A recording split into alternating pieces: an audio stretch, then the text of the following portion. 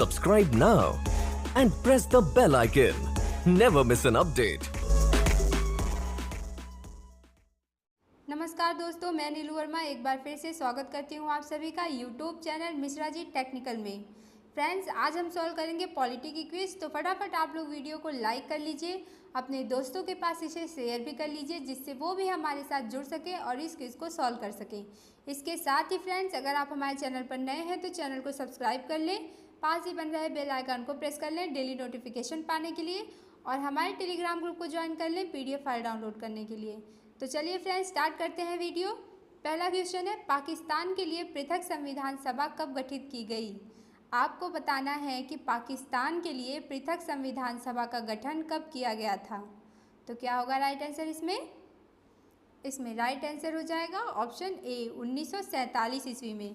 26 जुलाई 1947 को governor general ने पाकिस्तान के लिए एक अलग संविधान सभा की स्थापना की घोषणा की थी। चलिए देखते हैं अगला क्वेश्चन। नेक्स्ट है, संविधान सभा में किस रियासत के प्रतिनिधियों ने भाग नहीं लिया?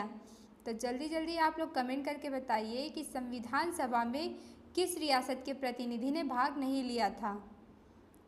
तो इसमें राइट आंसर हो जाएगा ऑप्शन सी, हैदराबाद जो रियासत थी उसके प्रतिनिधियों ने संविधान सभा में भाग नहीं लिया था। अगला है, झंडा समिति के अध्यक्ष कौन थे? तो फ्रेंड्स, झंडा समिति के अध्यक्ष कौन हो जाएंगे? JB कृपलानी। ऑप्शन डी में आपको दिख रहे हैं, JB कृपलानी थे झंडा समिति के अध्यक्ष। अगला है, भारतीय संविधान को अर्धसंघीय संविधान किसने कहा? भारतीय संविधान को अर्धसंघीय संविधान कहा था, और ये किसने कहा था तो ये आपको बताना है। तो क्या होगा राइट आंसर? इसमें राइट आंसर हो जाएगा ऑप्शन ए, व्हीलर ने भारतीय संविधान को अर्धसंघीय संविधान की उपमा दी थी। अगला है, शिक्षा समाचार पत्र विषय है, यानी शिक्षा और समाचार पत्र जो हैं वो किस सूची के अंतर्गत आते हैं? तो जल्दी जल्दी आप लोग कमेंट करिए, क्या होगा राइट आंसर? इसमें राइट आंसर हो जाएगा ऑप्शन ए, समवर्ती सूची का विषय है शिक्षा समाचार पत्र, दीवानी एवं फौजदारी मुकदमे, श्रम कल्याण और इससे रिलेटेड जितने भी चीज़ें हैं सब समवर्ती सूची के अंतर्गत आते हैं।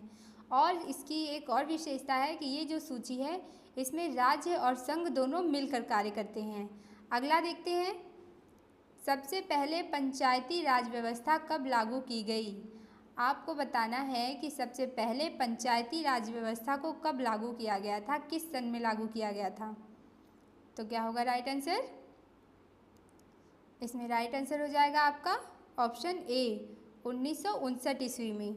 2 अक्टूबर 1959 ईस्वी में राजस्थान में सबसे पहले पंचायती राज व्यवस्था लागू की गई थी। राजस्थान को भी आप लोग याद रखिएगा क्योंकि एग्ज़ाम में ये पूछा जा चुका है। पंचायती राज व्यवस्था सबसे पहले राजस्थान में लागू हुई थी। अब यहाँ से एक और इम्पॉर्टेंट टॉपिक आप लोग जान लीजिए कि जो पंचायती राज व्यवस्था है ये 73वें संविधान संशोधन के तहत लागू हुआ था, और 73वां संविधान संशोधन हुआ था 1992 ईस्वी में। अगला देखते हैं, अस्पृश्यता का अंत किस अनुच्छेद में किया गया है? आपको बताना है कि अस्पृश्यता का अंत किस अनुच्छेद में किया गया था। तो क्या होगा राइट आंसर? 4 ऑप्शन दिए गए हैं आपके सामने, जल्दी जल्दी आप लोग कमेंट करिए। इसमें राइट आंसर हो जाएगा ऑप्शन सी, अनुच्छेद 17 में अस्पृश्यता का अंत किया गया है, उसमें अस्पृश्यता का वर्णन है। अगला देखते हैं, योजना आयोग के उपाध्यक्ष की नियुक्ति कौन करता है? तो राइट आंसर होगा इसमें ऑप्शन ए, मंत्रिमंडल जो है वो करता है योजना आयोग के उपाध्यक्ष की नियुक्ति। अगला है, सर्वप्रथम राष्ट्रपति शासन कहाँ लागू हुआ था? बहुत ही इम्पॉर्टेंट क्वेश्चन है ये, कई बार एग्जाम में पूछा गया है। तो क्या होगा इसमें राइट आंसर? इसमें राइट आंसर हो जाएगा ऑप्शन बी, पंजाब में 1951 में सबसे पहले राष्ट्रपति शासन लागू हुआ था। अब जो राष्ट्रपति शासन है इसका वर्णन किस अनुच्छेद में है? तो अनुच्छेद 356 में किया गया है राष्ट्रपति शासन का वर्णन। अब इसके साथ ही फ्रेंड्स आप लोग ये भी जान लीजिए कि जो राष्ट्रपति शासन की न्यूनतम अवधि होती है, जो उसका न्यूनतम समय होता है वो होता है 6 महीने, और अधिकतम समय होता है 3 वर्ष। 3 वर्ष से ज़्यादा राष्ट्रपति शासन नहीं लागू हो सकता, और कम से कम 6 महीने के लिए राष्ट्रपति शासन लागू होता है। देखते हैं अगला क्वेश्चन, यदि राष्ट्रपति और उपराष्ट्रपति दोनों अनुपस्थित हों तो राष्ट्रपति का कार्यभार कौन संभालेगा? फ्रेंड्स, आपको बताना है कि यदि राष्ट्रपति और उपराष्ट्रपति दोनों ही अनुपस्थित हों तो राष्ट्रपति का कार्य कौन संभालेगा? क्या होगा राइट आंसर?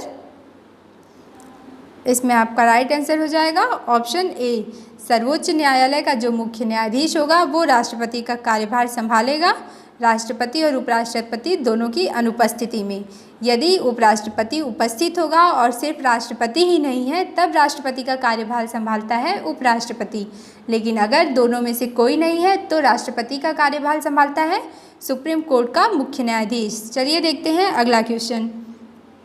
लोकसभा और राज्यसभा में सर्वाधिक प्रतिनिधि किस राज्य से आते हैं?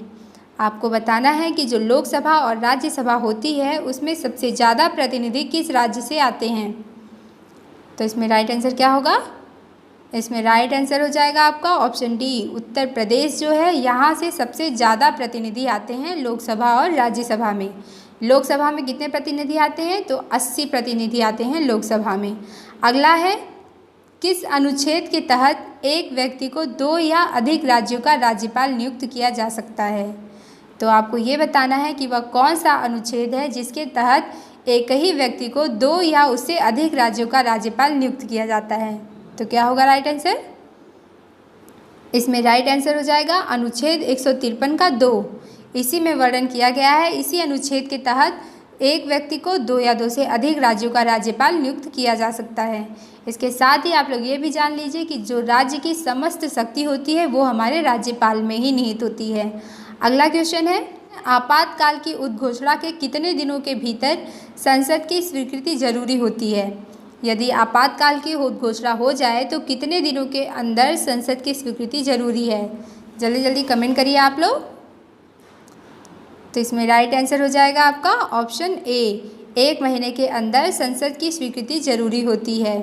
अगला देखते हैं, किस संविधान संशोधन के तहत अनुसूचित जाति एवं जनजाति को आरक्षण सुविधा प्रदान किया गया है? तो फ्रेंड्स कमेंट करके बताइए आप लोग कि वो कौन सा संविधान संशोधन है।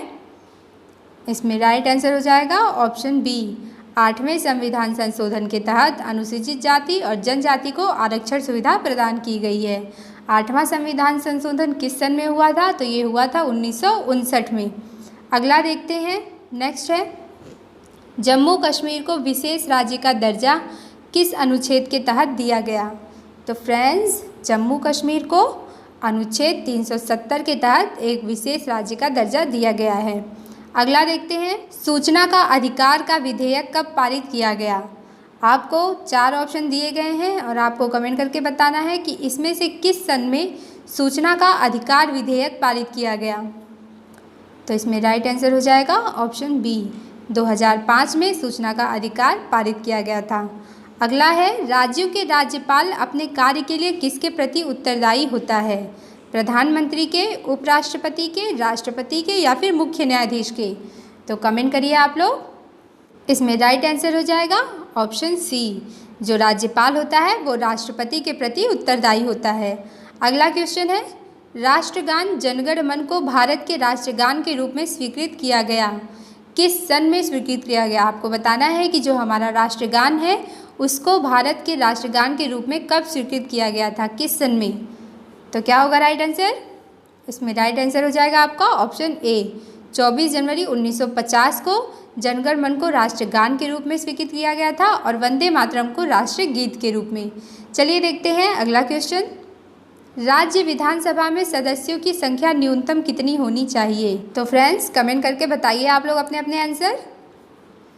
जो राज्य की विधानसभा होती है उसमें सदस्यों की न्यूनतम संख्या हो सकती है 60 और अधिकतम संख्या हो सकती है 500, यानी कि इसमें आपका ऑप्शन बी सही हो जाएगा।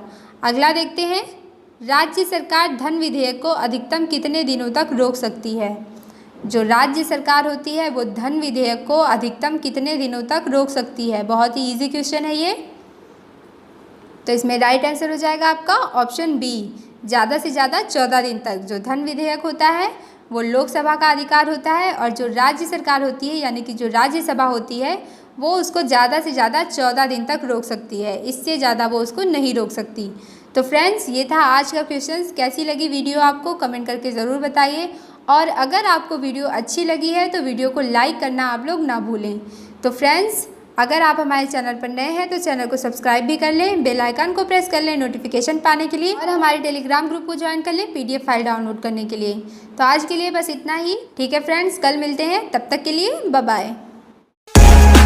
Subscribe now and press the bell icon. Never miss an update.